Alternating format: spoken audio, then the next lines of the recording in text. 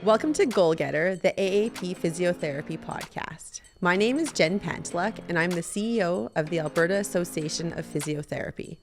This show explores the power of physiotherapy, helping individuals move, heal, and thrive. Let's get moving. I'm really excited to welcome Amanda Chastelain to the show today to really dive into the world of pediatric physiotherapy. So welcome, Amanda. Yeah, thanks, Jen. Thanks for having me. Thanks for touching on this topic, which I think is really important. So, yeah. Just to start off, do you want to talk a little bit about your journey into pediatric physiotherapy? Was that always what you knew you wanted to do when you first stepped into the world of physiotherapy? It was always in the background. Like I'd always worked with kids. I became a lifeguard, taught swimming lessons, loved to be around kids, babysat, all of that kind of stuff. So it was always there that I wanted to work with kids. And I was fortunate enough to start working in a hospital in Kingston, Ontario, so it was a bit of a smaller venue.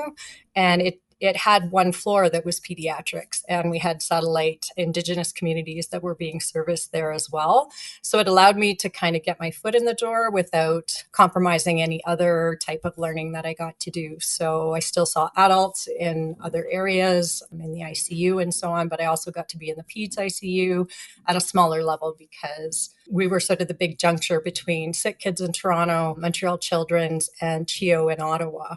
So it was a really nice kind of foray into it. And then after working in that area and in outpatients with pediatrics, I decided I wanted to do a master's because I was back in the day when it was a 4-year program bachelor's. And I wanted to work with a physician who specialized in overuse injuries at the Sports Medicine Center in Calgary. So I came out here and did that, but I focused it on young adults training at a high level. So kind of my project was between 12 and 18-year-olds on junior national teams and looking at some of the injuries that they would get just through the process of growth and how they're more prone to injuries similar to overuse injuries as they're training through growth spurts. So looking at kind of that piece. So yeah.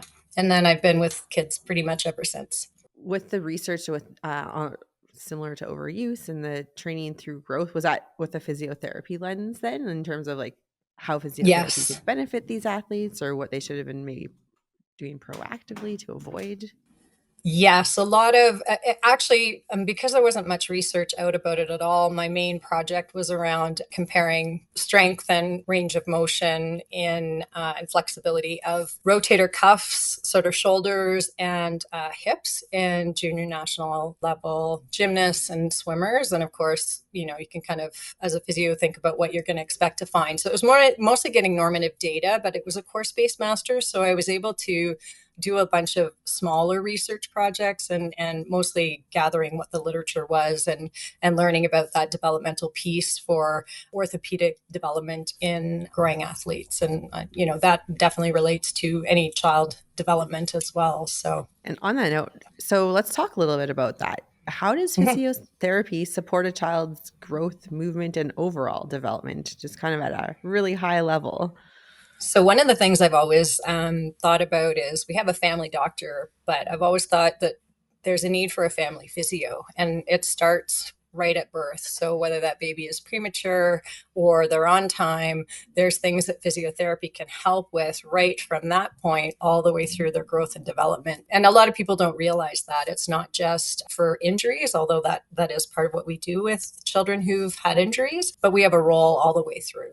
And when I think about specific conditions, there's many, many different conditions that physiotherapy can help, again, right from birth. A lot of people don't realize that positioning, when they've been in utero for a while, they could come out with a preference where, they tilt or turn their head one way more than another. And when we tell you they need to be on their backs to sleep, that can have a huge impact on their head shape, which doesn't affect brain development, but it does affect the aesthetics of the head shape, which can affect eye position. It can affect the symmetry of the face.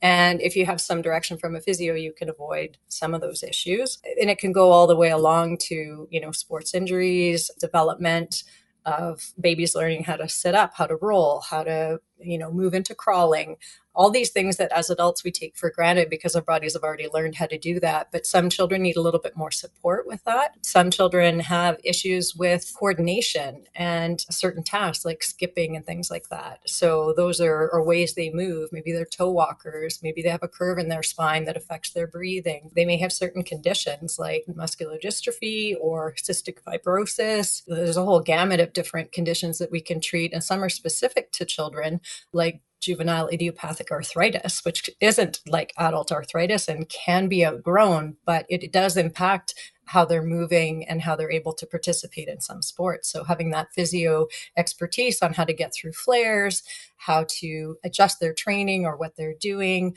and then getting them back into it as the flare subsides, or, being part of a multidisciplinary team that helps get them on the right medications to get that under control. What a lot of people don't realize is that even children deal with pain, and some of it can be acute, like they've sprained their ankle or they've broken a bone doing some fun activity. And sometimes it can be very quick for them to get back to, their normal activities following that. But some are anxious, some are very scared of, and it's very common when they come out of a cast, like, oh, I'm actually allowed to weight bear on this. And having that coach of a physiotherapist be able to reassure both the parents and the child that, it's safe, you've been cleared, the bone is healed. And that might be a very quick process, or they might come back a few times to get extra support in helping them get back to what they were doing before. And as I mentioned with pain, sometimes pain is there longer than people anticipate. And, we've all heard of grownups with chronic back pain or other types of pain that just impact their lives so much. Children actually go through that as well on occasion. And the statistics are different than they were when I first started in a pain clinic at Children's, where the statistic was 1 in 5. 20% of kids will suffer or deal with a longer term pain or a more complex pain, which is over 3 months. And so they need support through that. They need to modify some things. They need some education on how to reset that nervous system and dial that pain down. But now it's as common as 1 in 4 children. So we're up to that 25%. So it's a lot more of an issue than people know.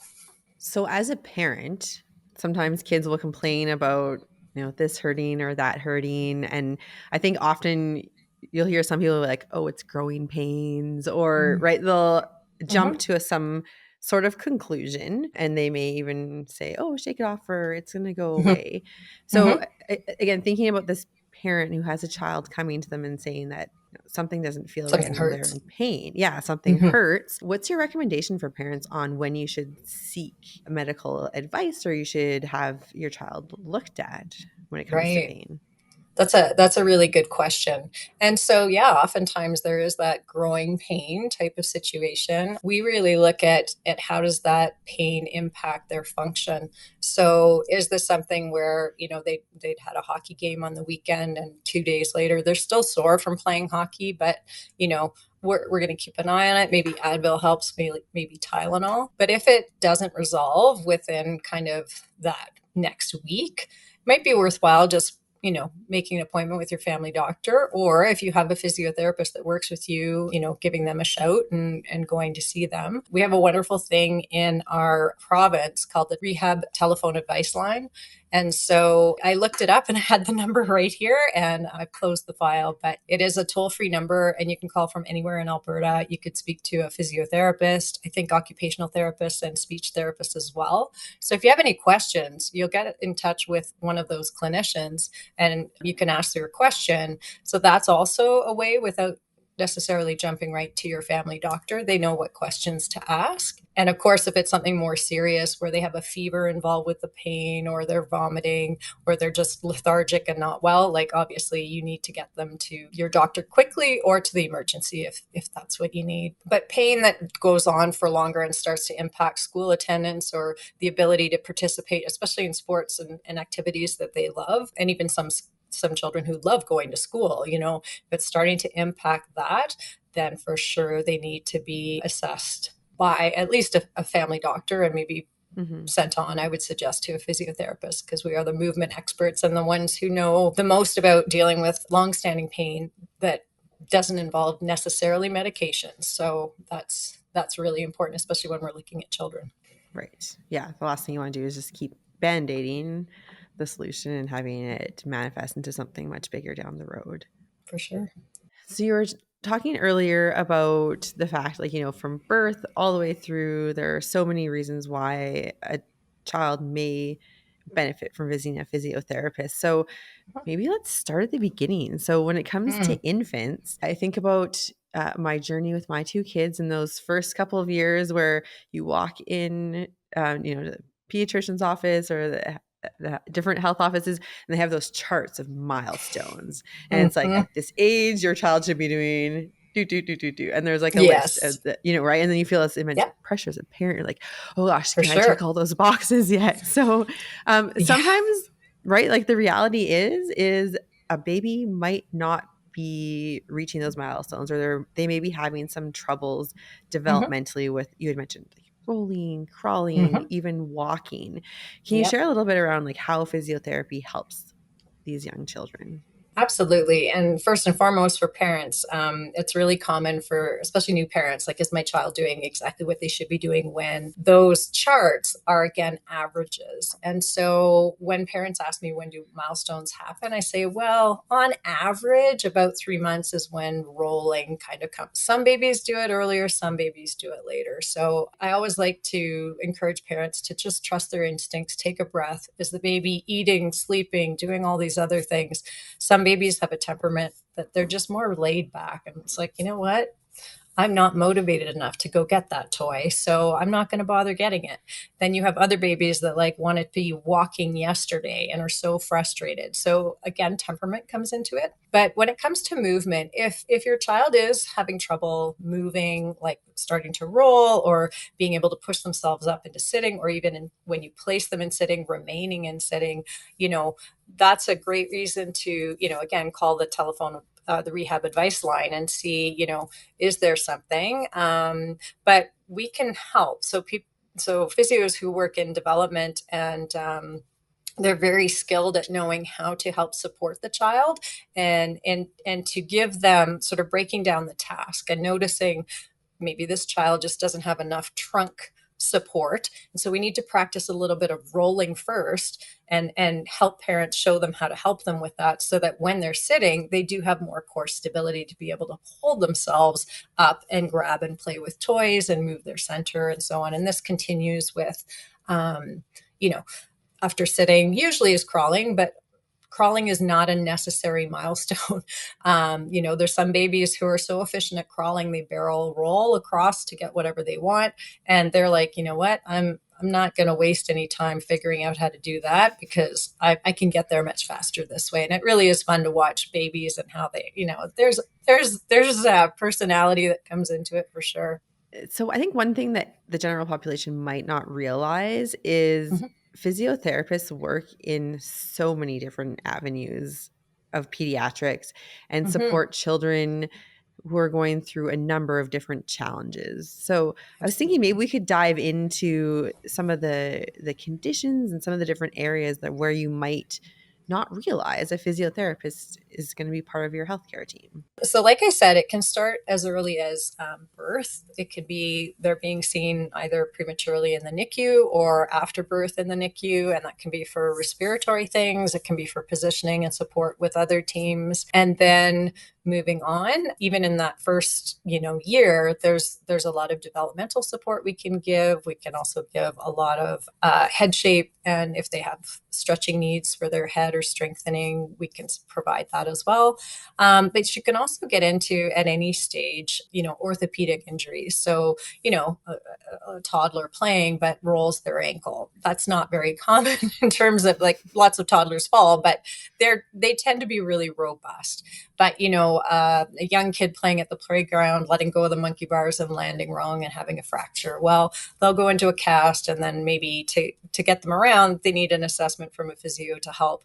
Do you need a walker? Are you old enough and able to coordinate crutches? Do you need to be in a wheelchair? That kind of thing. And then once they're healed and they're out of their cast, can I help you get more confident in being able to, and how can I support you and help your parents support you, and reassure your parents that it's okay to be doing this, and you as well. So run-of-the-mill orthopedic injuries, as I mentioned before, toe walking, scoliosis, all of these musculoskeletal conditions, physiotherapists can help with optimizing, strength and stretching out what needs to, what might be tight, and preventing that optimal movement for them to be able to engage in the activities that are meaningful to them. There's a lot of neurological conditions. I mentioned a couple before, muscular dystrophy, cerebral palsy, which is usually at birth. There's lack of oxygen to the brain. And so they end up with very varied conditions, but keeping those children, as flexible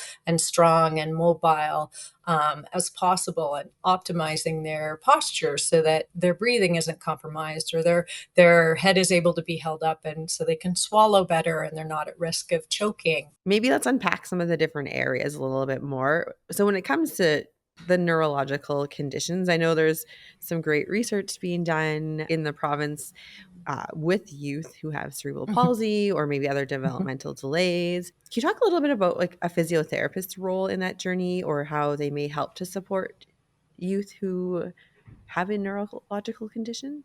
It usually starts with an assessment and understanding from both the child and the family what's important to them. So for some of these kids, they want to be able to jump, or they want to be able to participate in an activity, whether it's skipping or running. And then there's an assessment. And so, how is your body? What's the alignment? What's your strength? What might be tight? And from there, the physio can work with the child to come up with a program of, okay, we need to work on some strength, and these are the exercises that will help, and again, explaining why they would be helpful for them. And then these are the muscles we would want to stretch. And then hopefully, in the case of some of the research going on right now in the province around cerebral palsy, is that you can get these children to be stronger and more flexible for them to be able to participate in an activity. And in fact, we all know the importance of activity. Unfortunately, children don't get enough activity in general. There's too many other distractions, screens, and so on. And so, getting these children as active as possible and doing the things that are meaningful to them is something a physiotherapist is a key in kind of putting those pieces together to get them there. Kind of like a coach, but with very specific knowledge of how the body should be aligned, the growth process of children, how their birth injury kind of affected their nervous system. So working with that, and that requires a lot of specialty and a lot of understanding of how the body works in both a quote unquote normal situation, and then in the very varied conditions that can arise physically and cognitively with an anoxic brain injury like cerebral palsy. Do you feel that youth who maybe experience physiotherapy or have some of that outside support earlier on to help strengthen their bodies or figure out what's important to them and to get them on that journey, do you think it sets them up for better success as adults as well to continue that journey? Absolutely. Absolutely. So the earlier you intervene, the sooner these children can develop these skills. So I've been part of what's called the neonatal follow-up clinic, which is where we multidisciplinary team assesses infants at different stages from prematurity. And so once they hit the 4-month adjusted mark, so depending on what their birth date was, when they would have been from their birth date to 4 months, that's roughly our first assessment. And we look at both. So they get an assessment from a physio, the nurse, the neonatologist, and depending on their time, because we'll see them again and again, there's dietitians and speech therapists involved, and psychologists for the older children down the road. And so we're able to give parents, suggestions if they show us signs that, some of these skills are a little slow. If they need more support, we will recommend that they go see a physio within their community, maybe through PCR. Some of them can come to see us if it's quite involved or they have more than one thing. If they just need a couple of little quick exercises that parents can learn easily, we can teach them that, and then we reassess them 4 months later. So again, the sooner we get on these things, the sooner they aren't a problem anymore, and the children can build skills on then from there. So it does, putting the money in to youth, and I say this about education as well, if we front load their lives with these resources, then generally they don't need the cost to the system down the road is generally much less. And particularly for an instance, I'm thinking about of torticollis, where again, a child comes into the world probably from being squished in utero in a certain position. They come out, we tell you to put them on their backs, and they turn to that side because that's comfortable and they're tight here.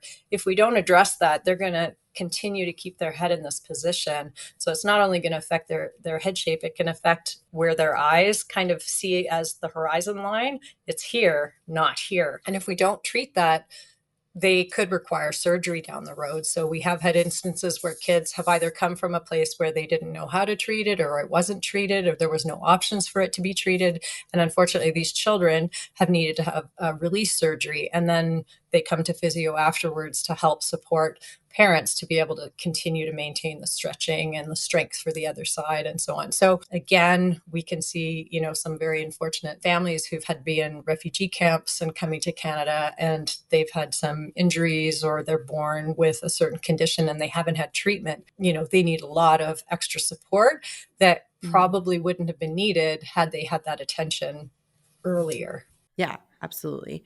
And for listening, is torticollis something that is assessed with most babies Infants? or infants? You know what? Yeah, that's interesting. I almost wish we had a physio, present on the birthing unit just to be able to, give parents some of this education. It's not specifically addressed. A lot of times we'll get referrals right from the nurses or the docs when the children are born that basically said, it could be their head and neck has this preference, concern about torticollis or head shape. And that's great because the sooner we can see these infants, not only is it easier to handle them and put them through the stretches and we can resolve it earlier, then the parents are feeling more on top of it. They usually don't have as long a recovery time. And so for those that don't get noticed, it might be going to the family doctor and a flattening has started and parents are concerned about that because it could be a very subtle preference that, they haven't noticed. And in those early days of lack of sleep and, so many changes going on in both the family and the household, it's just a lot. So having somebody else come in. So it's not one of those necessarily things that they tick the box, but if it's noticed, Right. if it's pretty significant, the nurse or the doctor will usually pick up on it. The other thing they often notice is sort of what we call flexible club feet. And that's when, they're in their fetal position and their feet are generally kind of turned in, and they might have challenges bringing their feet out. But if we're able to get them out, then there's not actually an anatomical, malformation of any bones or joints. But we need to teach parents how to help stretch those feet out, how to help cue some strengthening movements in the opposite direction so that those kids will be able to be strong, to be able to stand with flat feet and be able to walk and so on going forward. So again, the earlier we see those children, we don't have to do that later on, and it's not as hard to fix, if that makes sense. Yeah, absolutely. Prevention or being able to get on top of things early on versus pushing it downstream. You've mentioned scoliosis a couple of times and different orthopedic conditions that a child may have. How do physiotherapists support these children? So if we're talking about scoliosis in particular, it depends on the degree of it. And a lot of parents are quite concerned when they hear, oh, your child has this curve in their spine. We all have little twists and turn, curves in our system. The question is how, is what is the impact? So generally people with scoliosis, unless it's extremely severe, don't have pain, but they may have, some challenges doing certain activities. And so what the physio does is, again, we kind of get a feeling of, how much is this impacting your life? What is it that you would like to be doing?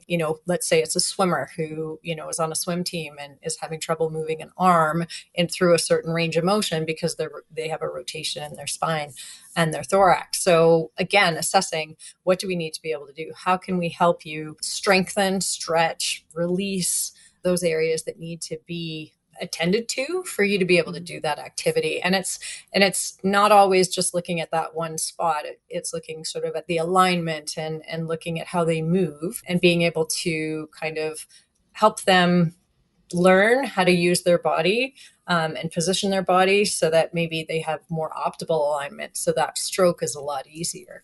The pool is an amazing place to treat young people, any person, because it allows us to be in a space that has buoyancy. So a lot of infants that have, or kids who have challenges moving in our gravity environment, they have such freedom moving in a pool environment. So that's a really wonderful place to be able to treat children. And what kid doesn't like to jump in a pool and get wet? Oh, So it makes it fun, right? I think that's a really big totally. piece of it with kids is if it's not fun, they're Making going to lose interest. So really it's about like totally. how do you make their treatment fun and enjoyable and almost Absolutely. trick them?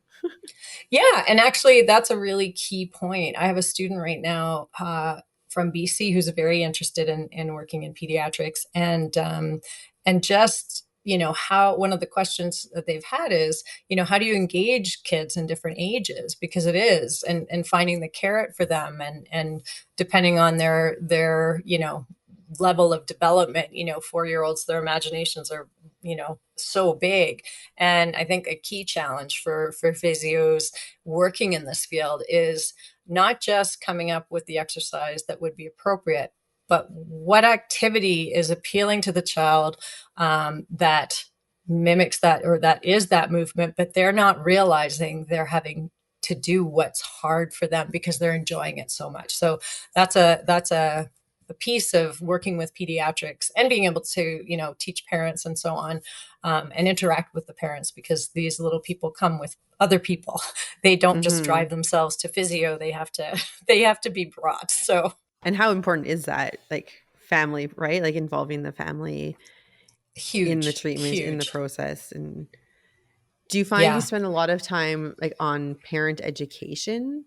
Yes. Yes, absolutely. Especially the younger ones through, school age till about that 8 or so years old. Even then, the parents are super important, but there can be a little bit that's more put on the child. But being able to teach the parents, tell them, educate them on why, we're asking them to do certain things is super important, because they can't see me 24 hours a day, but the parents are usually, the ones that are with them every day, or there's family or other caregivers. And not that the exercises need to be done necessarily all through the day, but being aware. And sometimes it's just handling. How do I pick up the baby? How do I carry them to encourage a strength in their neck on one side? So yes, it is a lot of teaching of the parents, and also engaging them in a way that they're understanding and feeling confident that they can manage some of this stuff, which is wonderful.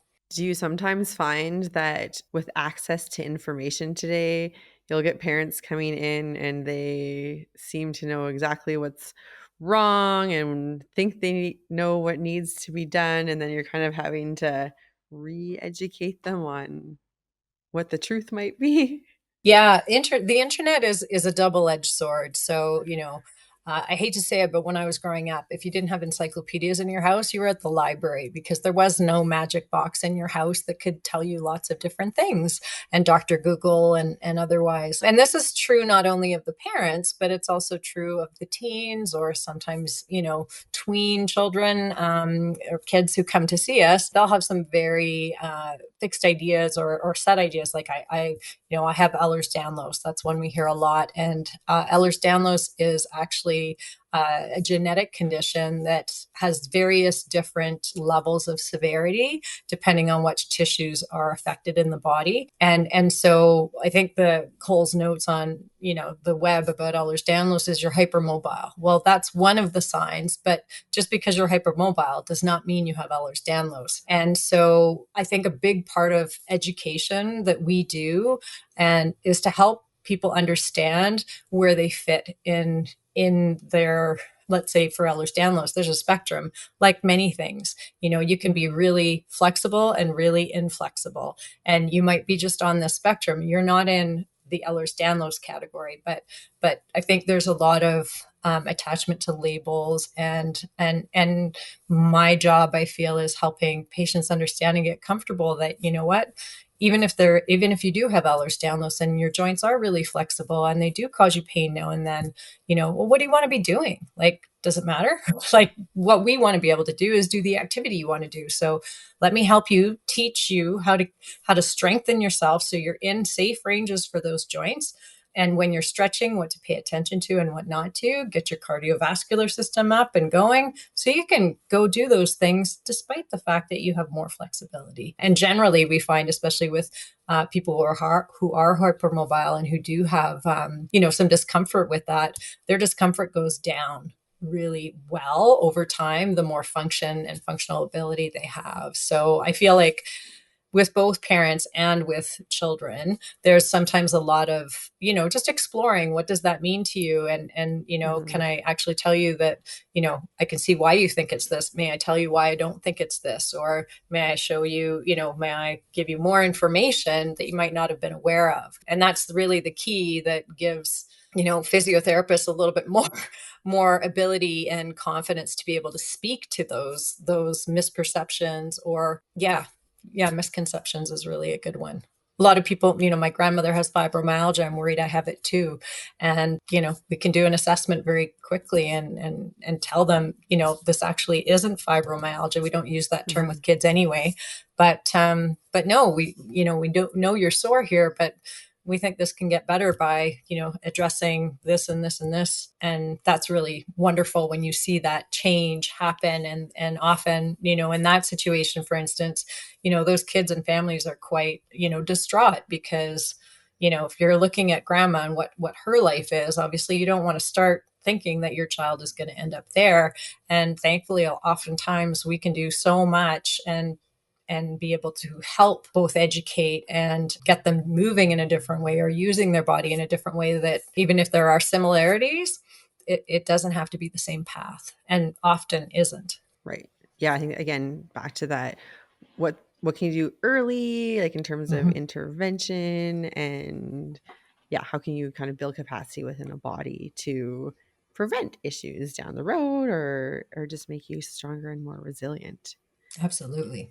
Some people, and I hear this from some like parents, oh, Mm-hmm. my child, they're just going to outgrow this. When do you think it's important to intervene rather than to Mm-hmm. wait and see if they're going to outgrow whatever it might be in the, like, do you hear that often? Yeah, sometimes often with in our pain clinic, I will hear from, some families like, well, we just thought it was growing pains. I had growing pains in my leg and so on. And again, I think it's important to pay attention without overly paying attention and just seeing what is the trend. And if the trend is that, it comes and goes, it's getting better, it's not disrupting sleep, it's not disrupting any of those things, school attendance, all of those, then I don't think that's something that they need to seek, special medical attention for.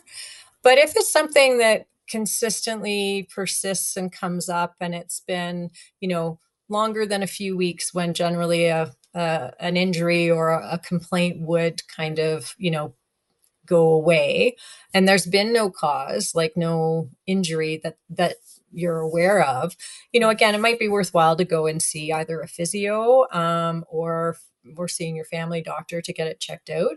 But sometimes it is just a bit more like, what, we don't need to do any investigations and we'll see how it goes. Around that 3-month mark, especially if it's discomfort, there's changes that can happen in the nervous system. And so it's a good time to, maybe we should get this looked at if we haven't already. But Mhm. paying attention to, like, is the mood changing? Are they not doing the activities they used to do? All of those kinds of things. Those are a little bit more red flags that something else might be going on that we need to pay attention to. And luckily in Alberta, we also have not only the rehab advice line, but we have pediatric community rehabilitation, which is smaller centers that have pediatric physiotherapists across the province. And families can self-refer. They can just, call the number, get themselves in, have their child assessed. And there's limited number of visits for each condition, but you can get in that way and you don't have to have a family physician referral. So it's a bit quicker avenue to get some of those Mhm. more specific answers. And of course, the other thing that physiotherapists are really well trained in is their scope in terms of being able to identify, is this something that needs, further investigations, whether that's x-rays or MRIs, and if they can't order them themselves, sending them on or sending them back to their family doctor or pediatrician. We're very aware of what we can impact and what conflicting symptoms might indicate there's something else that's outside of our scope. For instance, an abdominal issue that needs, a doctor to assess to make sure, or run some tests before, to rule out that, that discomfort or that issue can be addressed. And then we can address other things around that MSK, musculoskeletal system. So you mentioned a couple different reasons why someone may want to take their child in and why they might benefit from physiotherapy. Are there any other signs that parents should be aware of outside of pain, or maybe not Mm-hmm. participating to the same level, that a parent could be like, or maybe should think twice and be like, you know what, maybe we should have them assessed or have someone look at them? So some are really striking, like, my child toe walks, or my child, trips and is a little clumsier than their sibling. Those might be reasons that they could, have an assessment from a movement expert and then be able to implement some things. Other things that, people don't think about a lot are joint issues. So, do they have parts of their body that hurt at different times that get swollen? You might not think about that being something that needs addressing because it could be quite mild, but we do have little ones. One of my colleagues works in rheumatology, and she does see, little toddlers who have one joint or a couple of joints that are affected, and they move differently because that knee joint or that foot is very sore and they don't want to be moving it. And so, again, they need an assessment, probably not just with a physio. At that point, they need to speak to their family doctor or pediatrician, and hopefully they get them through, to a rheumatology team who can, talk about medications and so on to help control the condition itself. But also, the sooner they're seen, the sooner the treatment can start, and there's less likelihood of, prolonged injury to the joint. Another one is hemophilia. And again, that's a bleeding disorder that children can have as well, and can result in joint bleeds and also muscle bleeds. And those, if they're not treated correctly, can cause more damage on the long run. And so, in Canada, we're lucky we do have free treatment for this. And so they can be put on some medications to boost their clotting ability to avoid injury. But, we want those kids to be active. So they play sports and things happen sometimes. But if they are being seen by somebody who isn't as aware of, how you need to pace, we can't treat those joints the same way as we would treat a sport injury for somebody who doesn't have hemophilia. So again, paying attention to what it is and how it's impacting them. So if you have somebody who's been playing sport and they're sore for a couple of days because they went really hard at it, well, that's like us going to the gym on a weekend and really pushing hard, or something. Yeah, you're going to be sore. But if it's something that's starting to affect, like it's lasting longer, they've got a lump on their leg, or which could be just a bruise in the muscle, again, you want to have that looked at sooner than later. Okay, so we've covered a lot of ground, a lot of different areas where you may find a physiotherapist working with pediatric patients. Are there any Mhm. other lesser known areas where you might find a physiotherapist? Yeah, I think a lot of parents are surprised to find that if their child has a burn, a scald, some kind of abrasion, that when they come to children's, they'll see a physiotherapist. So we have physiotherapists that lead that burn care team, working with plastic surgeons, of course. And we're often the ones that, if they're not through Emerge, well, they often go to Emerge first and then come and see us. But we're the ones educating the parents. We're the ones who are taking the dressing down, helping the child of whatever age get through it with distractions or whatever is needed. But we are the ones that are assessing and documenting recording the burns. And over time, so in that first 3 weeks, as they're coming a couple times a week, doing the dressing changes. And sometimes that involves, depending on the age of the child or the extent of the burn, treating them with the plastic surgeons in the induction room, which is like a mini operating room. So they get consent from the parents, and the plastic surgeon, of course, explains everything that's going on. And we're the ones in there helping clean the wound, debride the wound, and get it to whatever state it needs to be, putting on the appropriate dressings for the stage of the wound, and then wrapping it up and deciding when they're coming back along with the plastic surgeons. And for those unfortunate children who have to go through the induction room, at some point they come to the outpatient area where we see them as well and do those dressing changes. And generally they do very, very well. So that's an area that not a lot of people know that physiotherapists work with. And thankfully, when I started many years ago, treatment for burns looked very different, because now we have some amazing products that incorporate all the advances in, research and everything. So the types of creams we had to use before, it was very different than it is now. And thankfully, the children don't have to suffer as much, if you will, with those dressing changes as they probably once, well, I know they did. So, yeah. Well, and as a child's like as the burn is healing, depending on where it is and the extent of Mhm. it, physiotherapists also play a really important role in helping to educate parents on how do you prevent scar tissue from building up, or Absolutely. like range of motion, making sure that they're Hmm. not limiting the motion that they're doing because, right, like favoring any part of their body over another. Absolutely. And so we often look at, like, is the burn circumferential? Does it go all the way around? Is there a joint that it's affecting? So, and we work very closely at Children's with occupational therapists for splinting if needed. And again, like if it's something that's happened to the bottom of their foot, often they'll not want to weight bear on it. And so helping to retrain them and make sure their calves are stretched out so they will be able to get their heel down, and making it fun. Again, developmentally, it's very different doing that with a 3-year-old than it is for, a teenager who can understand it more. Hmm. But yeah, we're involved with all the way through. But thankfully, most of our the kids that come in with wounds, they can heal within 3 weeks. And if they heal within 3 weeks, generally they don't have to worry about long-term scarring or anything like that. But if they do, then we work with OT, we work with the plastic surgeons, and definitely with them and the families to get them moving optimally. I guess another area that I forgot to mention was amputees. So sometimes, unfortunately, cancer is a thing, and some youngsters have to go through amputations to deal with as part of their treatment for the disease. And then it's, physiotherapists are key in helping them move again and get that limb, whether it's ready for prepare it for a prosthetic limb, or just strengthening and stretching so that they can move optimally once they get their limb. That's a big area. And sometimes it's more of a traumatic situation where an accident has happened, and then it might not be the ideal length that we would like. Not that you can always choose that regardless, but amputees is an area, and we often don't think of kids having that. And some are born congenitally without part of their limb or a limb at all. And so helping again with optimizing the function that they have and helping them get involved in activities that they want to do.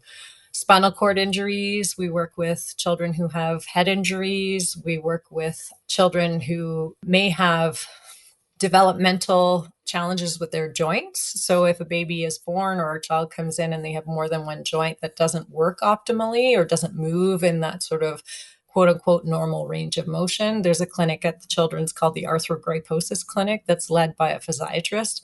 And both OTs and PTs are on that team. And they help families learn how to stretch their joints, how to gain as much function as they can from them. And then as they grow, how can we help and support what they need for them to be able to function in the community optimally, whether that's, gait aids or, could be splints, could be AFOs, ankle foot orthoses, just to help optimize their movements and so on. So yeah, there's quite a breadth that I didn't mention before.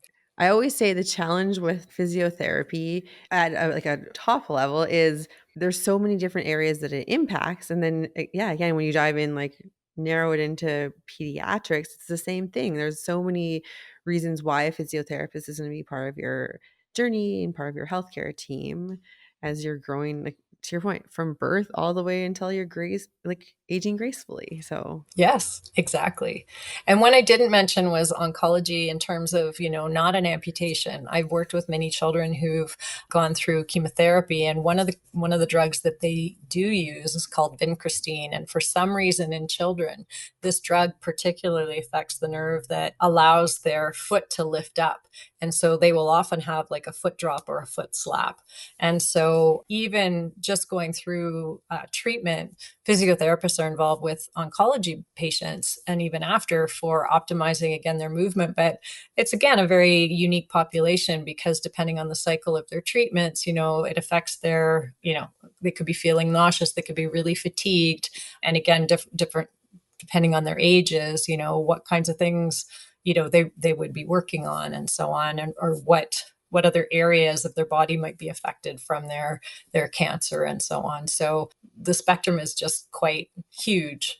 And some of them even going through chemo, they can have an injury and maybe hurt their backs or whatever. And so it might be treating them for something that's nothing to do with their cancer diagnosis, but they have an injury to their back that we can help with, just as we would help with, an older person with a back issue, if they've wrenched their back or whatever. So sometimes it's complex. There's more than one thing going on, right. but working with kids and their families is just so fun and rewarding in general that it's an area that I would highly recommend everybody at least dips their toe into. But like everything, not everybody has the tolerance or whatever to do a certain area. And it just, I like the diversity of people and conditions that I can see working with these young people of very different ages and so on. So, I mean, kids they're so fun. They're very resilient. And they're determined. So I think often you probably find that they're very motivated because they want to get to point B and totally. right. They want you to help Yeah. them get there. And you certainly see that developmental difference from the toddler all the way through to the teenager who's rolling their eyes at their parents. And sometimes it's even better to just, do you just want to see me by yourself and you want your mom to go for coffee? That's okay too. Right. Yeah. Absolutely. So we've unpacked a lot just in terms of like the huge breadth of pediatric physiotherapy.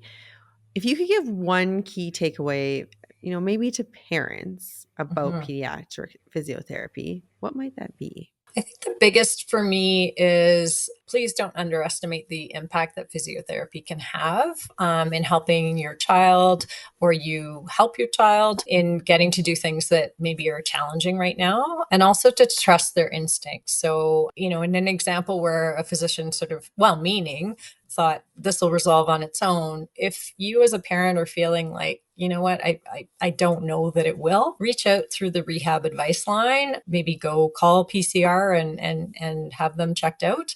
But physiotherapists can make a huge difference in the function, comfort, and just general overall well-being and happiness of these little people, no matter how old they are, because they get big pretty quick.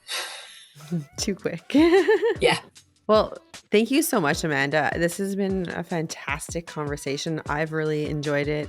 I really love that, takeaway of trusting your instinct. I think as parents, we probably need to do that a little bit more than second guessing ourselves. So yeah, thank you so much.